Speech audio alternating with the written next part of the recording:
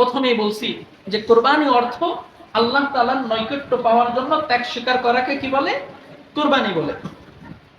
কুরবানির মাসআলা, রাসূল সাল্লাল্লাহু আলাইহি ওয়াসাল্লাম বলেন যে কারো সামর্থ্য থাকার পরেও যদি কুরবানি না দেয় সে যেন আমাদের ঈদগাহে না আসে। বলেন নাউজুবিল্লাহ। ঈদগাহে তাহলে কারা যাবে? যারা কুরবানি দেয় এবং যাদের সামর্থ্য নেই তারা। কিন্তু যাদের সামর্থ্য আছে কিন্তু দেয় না, তারা ঈদগাহে যাইতে কে নিষেধ করছে? বলে না, কে নিষেধ করছে? রাসূল সাল্লাল্লাহু আলাইহি ওয়াসাল্লাম। কুরবানি প্রাপ্ত বয়স্ক সুস্থ সম্পূর্ণ কেউ যদি নেশাব পরিমাণ মালের মালিক হয় তার উপরে কুরবানি ওয়াজিব। তাহলে এই যে এত সময় যে বললাম কত টাকা হইলে বা কত টাকা সম্পত্তি হলে কুরবানি ওয়াজিব, সেটার কথাই বললাম যে প্রাপ্ত বয়স্ক একজন, মনে করেন নাবালেগ ছেলে অথবা মেয়ে, বাবা মা তার নামে 2 লাখ বা 10 কোটি টাকার জমি লিখে দিছে কিন্তু সে এখনো বালেগ হয় নাই, তার উপরে কিন্তু কুরবানি ওয়াজিব না। কুরবানি ওয়াজিব হবে যে বালেগ এবং সম্পত্তির মালিক সুস্থ সম্পূর্ণ এমন একজন ব্যক্তির উপরে কি হয়? কুরবানি ওয়াজিব হয়।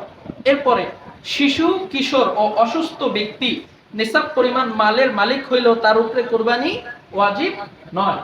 শিশু কিশোর এবং অসুস্থ ব্যক্তি এই জাতীয় যারা আছে এদের যতই টাকা পয়সা থাকুক, অসুস্থ হওয়ার কারণে, শিশু হওয়ার কারণে, বালেগ না হওয়ার কারণে তার উপরে কুরবানি কি হয় না?